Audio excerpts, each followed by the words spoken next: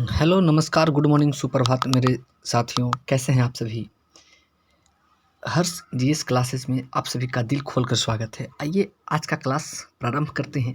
आज के दिन का जितने भी करंट अफेयर के क्वेश्चंस बनेंगे भी इस वीडियो में डिस्कस किया जाएगा। अप्रॉक्स 10 क्वेश्चन आप लोगों के साथ हम साझा करेंगे और बारी बारी से सभी क्वेश्चंस को बताते हुए आगे चलेंगे। तो आइए आज का क्लास प्रारंभ करते हैं। अगर आप नए हैं तो हमारे इस यूट्यूब चैनल हर्ष जीएस क्लासेज से जुड़े, उसके लिए आपको मेरे चैनल को सब्सक्राइब करना होगा, बेल आइकन को दबाना होगा और हमारे वीडियो को लाइक शेयर करना होगा। ठीक है, तो आप सभी से रिक्वेस्ट है कि आप सभी मेरे चैनल को सब्सक्राइब करें और अपने दोस्तों के साथ भी शेयर करें और उन्हें भी सब्सक्राइब करने के लिए बोलिए।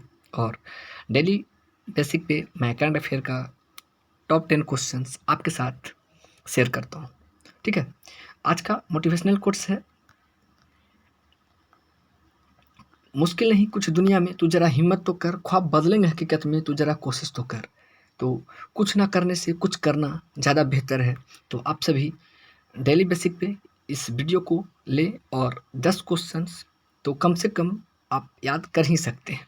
ठीक है, तो आज 21 सितंबर है और आज के दिन के सारे क्वेश्चंस मैं आपके साथ साझा करूँगा। ठीक है, तो चलिए आज प्रारंभ करते हैं अपने क्लास का।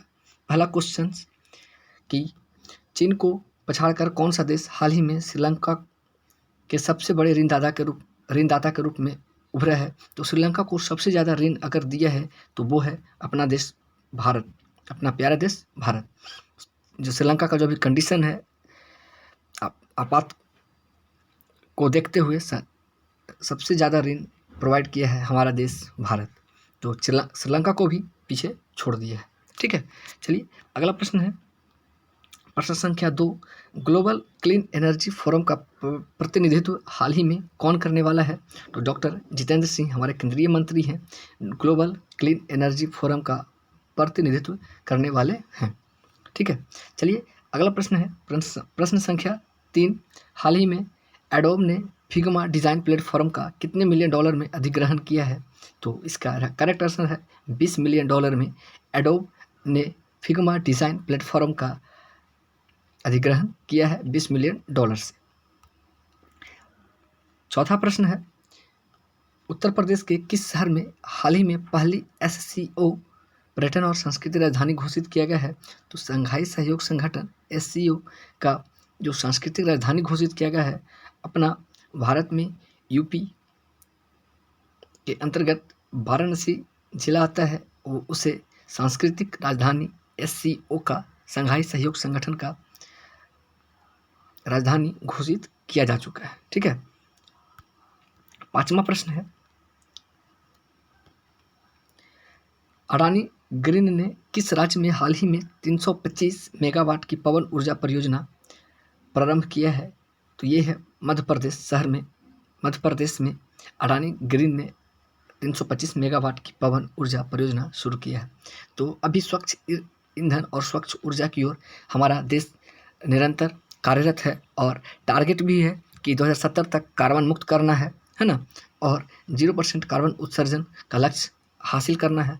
इसलिए अक्षय ऊर्जा के तहत पॉल्यूशन को ख़त्म करने के लिए हमारा देश निरंतर इसमें कार्यरत है और इसे जल्द टारगेट के करीब है और लगातार इस पर काम भी किया जा रहा है। इसी के तहत और पूर्णिया बिहार में भी इथेनॉल संयंत्र खोला गया और इंदौर में बायो सीएनजी प्लांट खोला गया है और खंडवा में बायो हाइड्रोजन संयंत्र भी खोला गया है।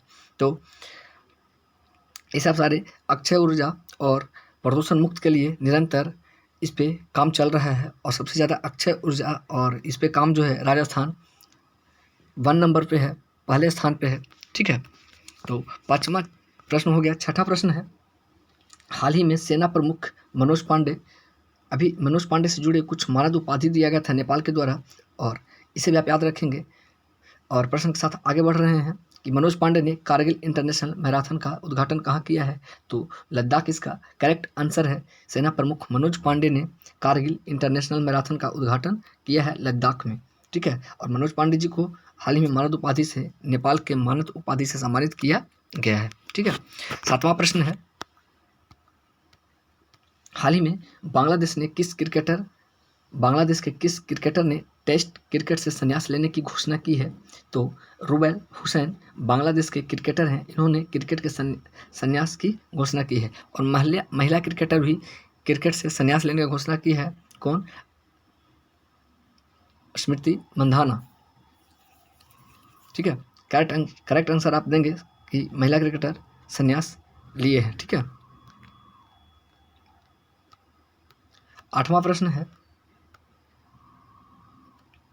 हाल ही में रक्षा मंत्री राजनाथ सिंह ने किस देश की 3 दिवसीय आधिकारिक यात्रा पर गए हैं? तो रक्षा मंत्री राजनाथ सिंह मिस्र, इजिप्ट देश है, उनके आधिकारिक यात्रा पे गए हुए हैं। ठीक है, हमारे रक्षा मंत्री। और 2+2 वार्ता में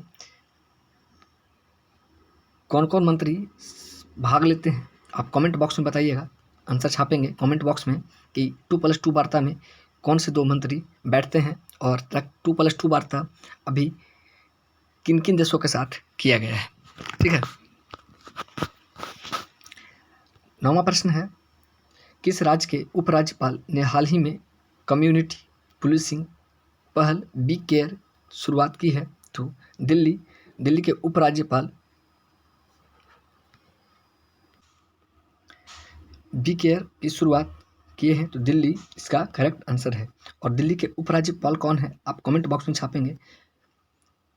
दिल्ली के उपराज्यपाल विनय कुमार हैं। ठीक है, और दिल्ली राजधानी कब बना था?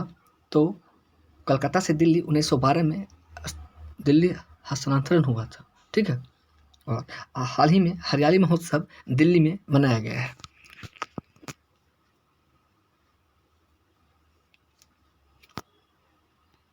अगला प्रश्न है 9वां प्रश्न, 10वां प्रश्न है। ठीक है, हाल ही में जम्मू कश्मीर में कहाँ पर पहला मल्टीप्लेक्स खुला है? तो जम्मू कश्मीर के श्रीनगर में पहला मल्टीप्लेक्स खुला है। ये थे आज के सारे इंपॉर्टेंट क्वेश्चन, 10 प्रश्न थे आपके साथ साझा किए। और क्वेश्चन ऑफ द डे में आज का जो प्रश्न है आपके लिए है, आप कमेंट बॉक्स में आंसर करेंगे कि 102वां संविधान संशोधन और 103वां संविधान संशोधन किससे जुड़ा हुआ है। ठीक है, उसके बारे में आप बताएंगे। और प्रीवियस ईयर का क्वेश्चन था ब्रिक्स और क्वेड के बारे में। तो ब्रिक्स और क्वेड के बारे में चलिए जानकारी देते हैं। ब्रिक्स की स्थापना 2006 में होती है और 2010 में साउथ अफ्रीका जुड़ता है और ये 5 देश होते हैं।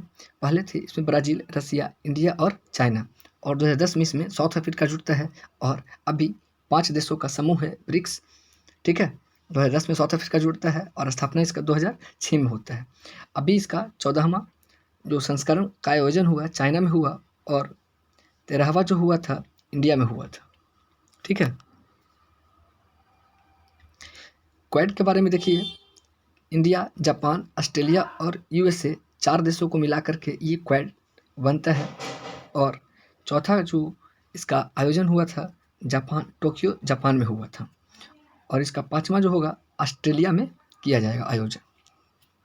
इसके साथ साथ एक एससीओ से जुड़ा क्वेश्चन था, तो संघाई सहयोग संगठन, इसका 2022 में आयोजन उज्बेकिस्तान में हुआ था। ठीक है, एससीओ का।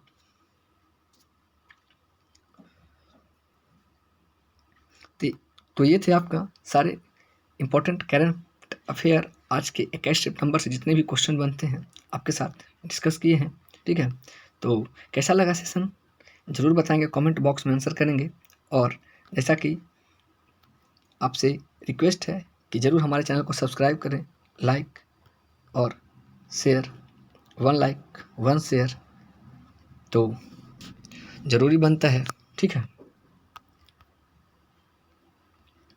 तो ठीक है, फिर मिलते हैं अगले सेशन में। जय हिंद, जय भारत।